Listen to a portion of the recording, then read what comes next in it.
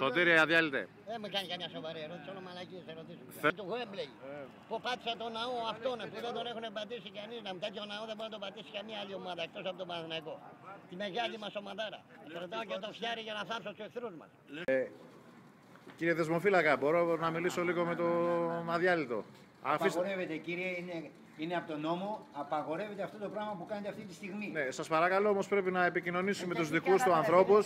Εμείς φάγαμε τα δισεκατομμύρια. Εγώ χρωστάω να πούμε 6.000 ευρώ από το κουτάλι από το Σαραντό να πούμε. Και με έχουν μέσα. Θα σας επιμελούμε από μακριά, κύριε, Έγινε. μπορείτε να μιλήσετε. Σίδερα της φυλακής. Είμαι έτοιμος να αυτοκτονήσω. Αφήνω λίγο περιθώριο μέχρι να με κάνει την επίσκεψη και να δοθεί εγγύηση να εξέλθω εκ του καταραμένου αυτού κορυδαλού. Ο οποίος έχει βάλει όλο το μισό ελληνικό λαό μέσα.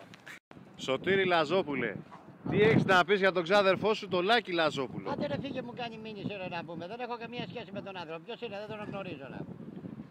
Τι είμαστε όλοι να πούμε. Ποιος είναι ο Λαζόπουλος? Είναι συνάδελφός σου, κωμικός. Δεν γνωρίζω εγώ τέτοιους ανθρώπους. Αυτοί είναι άγνωστοι. Ποιος είναι ο Λαζόπουλος? Το ξέρει κανείς στην Ελλάδα τον Λαζόπουλο? Δεν είμαστε καλά ρε που φαίνεται ρε.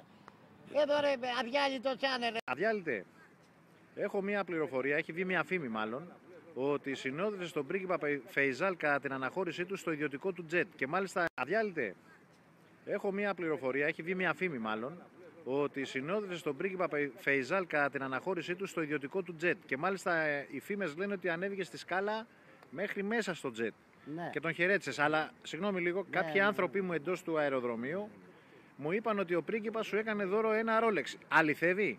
Δεν θα κρυώσει. Όσο για το Ρόλεξ, ειδού η Ρόδος και ειδού το πίδημα. Αδιάλειτε, θέλω σε παρακαλώ να μας πεις ποια είναι η άποψή σου για τα αστικάκια, γιατί έχουμε μπερδευτεί. Τι γίνεται με αυτή την ιστορία? Φίλε μου, δεν έχουμε μπερδευτεί καθόλου. Αυτοί προσπαθούν οι πολιτικοί και οι δημοσιογράφοι να μπερδέψουν 12 εκατομμύρια ελληνικό λαό.